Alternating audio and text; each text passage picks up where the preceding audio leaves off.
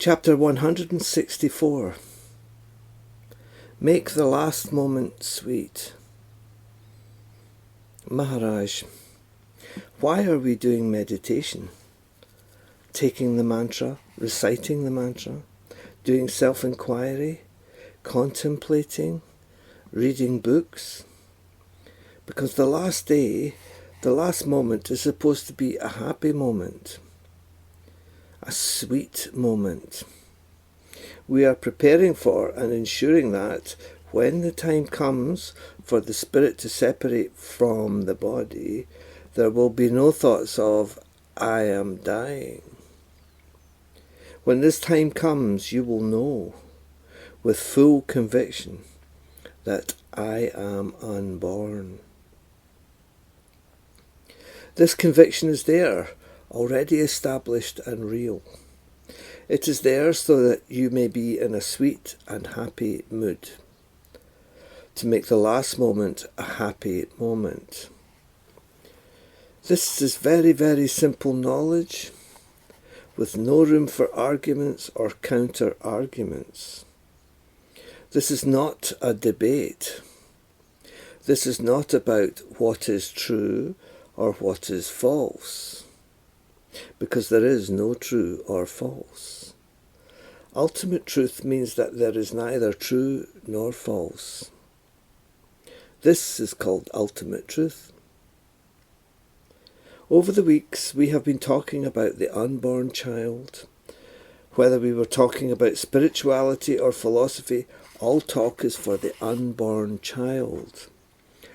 Nothing has happened. We were talking about nothing happening. As disciples, you have to go to the root, to the base. The root is your selfless self. Stay there quietly and calmly with no words. Prior to beingness, no words, no worlds. There you can see the principle. The silent, invisible listener. Beyond that, nothing. Even if we carried on talking for hours together, years together, the principle would still be the same. Questioner. What about devotion, Maharaj? Is it needed after conviction, realization? Maharaj. After total conviction, after the ultimate truth has been established, the devotion must continue. You have to continue with the devotion because we are holding the body. It is necessary, absolutely essential, to continue the devotion. One devotee used to come and see me. He used to write books on philosophy. He was a very honest and humble man. Then, all of a sudden, he became distracted and was drawn to politics. He got himself so deeply involved in it all that he even wanted to stand for election. He was caught unawares and, without even noticing what was happening, threw his spirituality away just like that. His life became very busy with politics, too busy to accommodate any devotion. He lost his focus, his concentration. Devotion after knowledge is essential. Devotion will keep you humble. Questioner.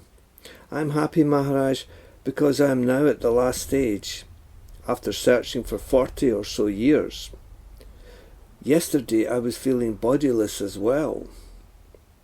Maharaj, what is the stage you're talking about? There is no stage. And who is counting? 30 years, 40 years? How can you feel bodiless when there's nobody there? Without your presence you cannot count. Without your presence you can't have any experience. Your identity is beyond experience. There is no doubt that this kind of experience is good, but it is not ultimate truth. It is not final truth.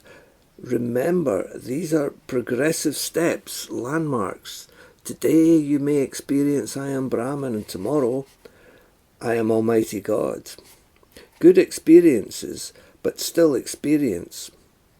In order for you to have this experience, any experience, it means that there is some illusion still lingering there, a trace of illusion. You're neither Brahman nor God. Don't go roaming with these types of spiritual experience. It is easy to get attached to spiritual experiences, but it will simply bring the ego back. You're separate from all this. I had a marvellous experience. I had such a great experience of Brahman, Atman, Paramatman, God. This will bring back the ego. You're totally formless. There is no experience and no experiencer. Whatever you experience is an addition to your spontaneous presence, an add-on. Stay with your spontaneous presence instead of talking about experience. Questioner: I wasn't even aware of that. I was excited and got carried away by my big spiritual experiences. Maharaj: if you have an experience, then it is not ultimate truth. Ultimate truth is beyond that, beyond and beyond and beyond. When all experience ends, there you are. There is a lot of ignorance around and people saying, "Oh, I have knowledge, I am enlightened." They may have read books or listened to others talking, but many of them will simply imitate the masters and relay their teachings parrot fashion, just like in the story of Einstein's chauffeur, Harry. Because of his long association with Einstein, the chauffeur was able to talk fluently, but Harry can never be Einstein. Einstein is Einstein, not the chauffeur. Similarly, after reading spiritual literature, the sayings of the master, etc., you may be able to talk about what you have read and remembered from these external sources. But when people start firing questions, you won't have a clue. This is what happens when you read books and visit masters and omit any self-inquiry and self-knowledge. You may have collected knowledge, layers of knowledge which you can talk about, but this is material knowledge, not ultimate truth. Questioner: I know that counting the years is meaningless, but nevertheless people get more anxious as they get older.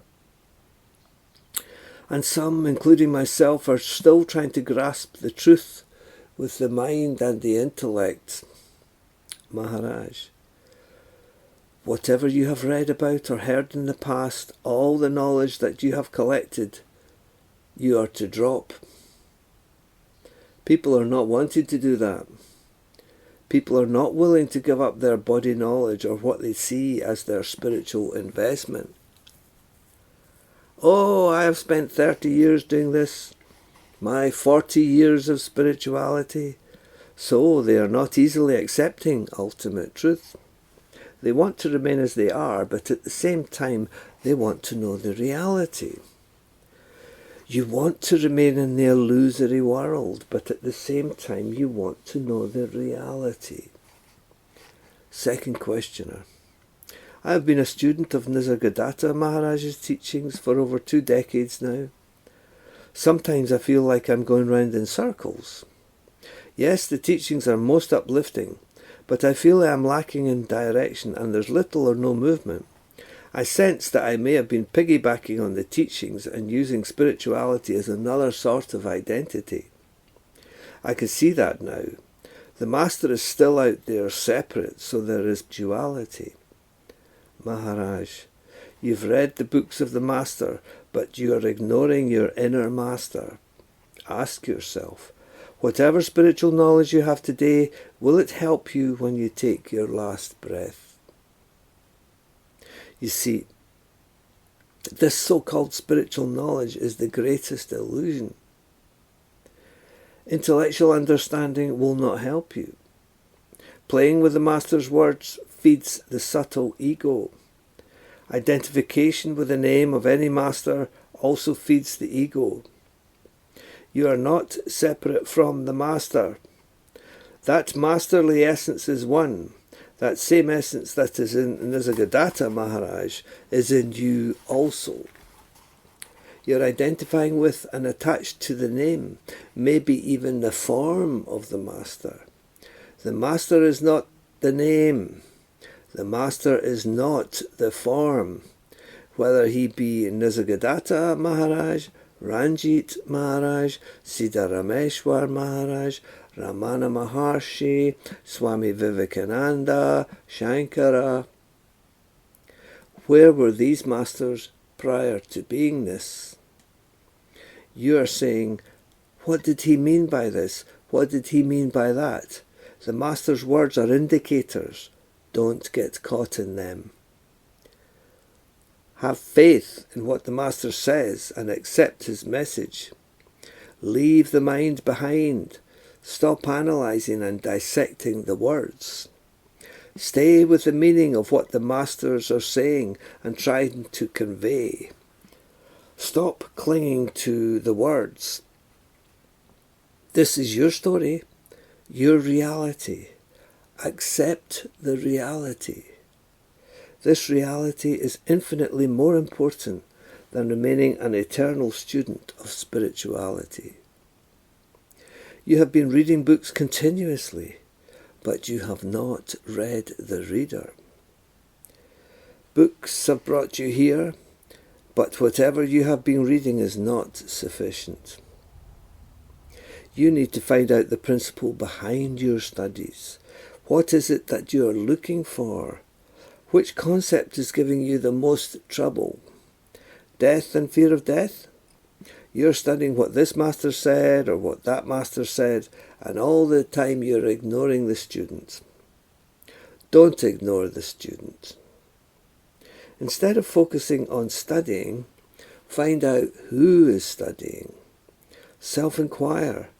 Stay with you, the invisible reader. After reading the books and listening to the master's knowledge, you need to read your own book, your own story. Read your own book. Self-discover. Look at you.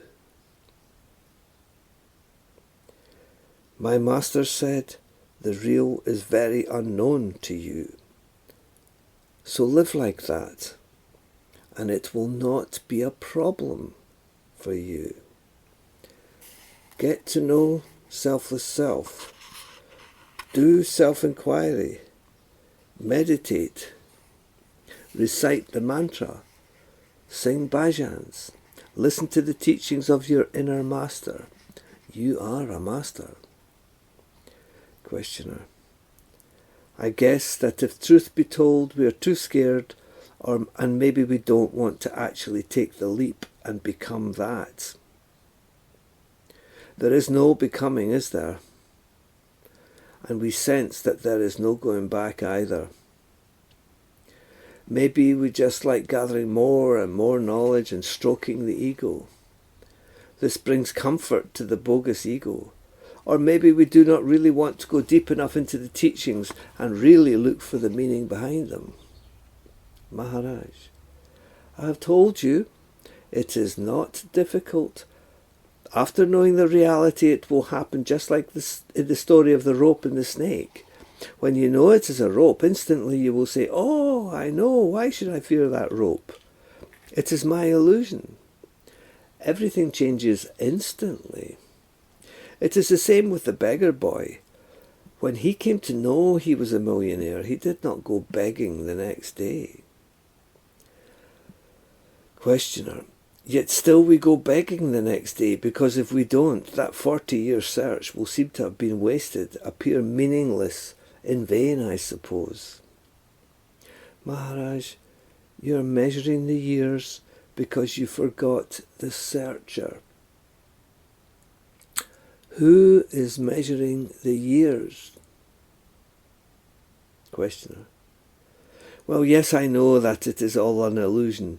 It's just that I'm aware that the body is on a short fuse like an incense stick, and so I feel a sense of urgency. Maharaj, your inner master is almighty. Stay with this truth.